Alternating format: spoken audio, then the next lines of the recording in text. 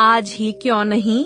एक बार की बात है, एक शिष्य अपने गुरु का बहुत आदर सम्मान किया करता था। गुरु भी अपने इस शिष्य से बहुत स्नेह करते थे, लेकिन वह शिष्य अपने अध्ययन के प्रति आलसी और स्वभाव से दीर्घसूत्री था। सदा स्वाध्याय से दूर भागने की कोशिश करता तथा आज के काम को कल के लिए छोड़ दिया करता था। अब गुरुजी कुछ चिंतित रहने लगे कि कहीं उनका यह शिष्य अपने जीवन संग्राम में पराजित न हो जाए। आलस्य में व्यक्ति को अकर्मण्य बनाने की पूरी सामर्थ्य होती है। ऐसा व्यक्ति बिना परिश्रम के ही फलोपभोग की कामना करता है। वह शीघ्र निर्णय नहीं ले सकता और यदि ले भी लेता है तो उसे कार्यान्वित नहीं कर पाता। यहाँ तक कि वह अपने पर्यावरण के प्रति भी सजग नहीं रहता है और न भाग्य द्वारा प्रदत्त सुअवसरों का लाभ उठाने की कला में ही प्रवीण हो पाता है। उन्होंने मन ही मन अपने शिष्य के कल्याण के लिए एक योजना बनाई। एक दिन एक काले पत्थर का एक टुकड़ा उसके हाथ में देते हुए गुरुजी ने कहा, डैश मैं तुम्हें यह जादुई पत्थर का टुकड़ा 2 दिन के लिए देकर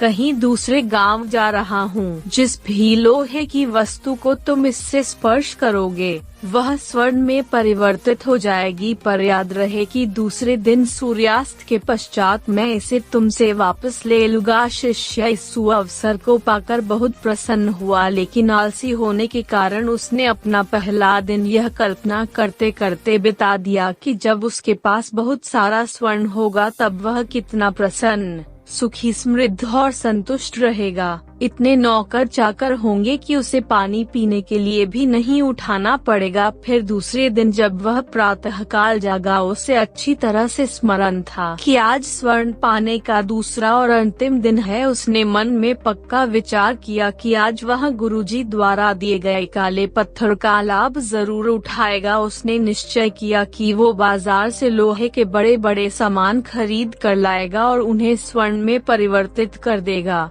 दिन बीतता गया, पर वह इसी सोच में बैठा रहा कि अभी तो बहुत समय है, कभी भी बाजार जाकर सामान लेता आएगा।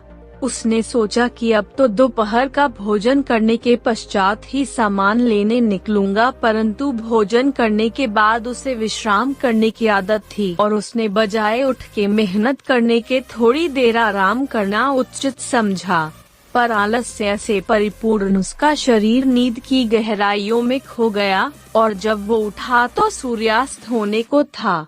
अब वह जल्दी जल्दी बाजार की तरफ भागने लगा, पर रास्ते में ही उसे गुरुजी मिल गए। उनको देखते ही वह उनके चरणों पर गिरकर उस जादुई पत्थर को एक दिन और अपने पास रखने के लिए याचना करने लगा, लेकिन गुरुजी नहीं माने और उस शिष्य का धनी होने का सपना चूर चूर हो गया। पर इस घटना की वजह से शिष्य को एक बहुत बड़ी सीख मिल गई। उसे अपने आलस्य पर पछतावा होने वह समझ गया कि आलस्य उसके जीवन के लिए अभिशाप है और उसने प्रण किया कि अब वो कभी भी काम से जी नहीं चुराएगा और एक कर्मठ, सजग और सक्रिय व्यक्ति बनकर दिखाएगा। आशा करता हूँ कि कहानियाँ आपको पसंद आई होगी। कहानियाँ अगर पसंद आए तो लाइक, कमेंट, शेयर, सब्सक्राइब कीजिए और इस कहानी में आपका क्या राय है हमें कमेंट करके जरूर बताइए।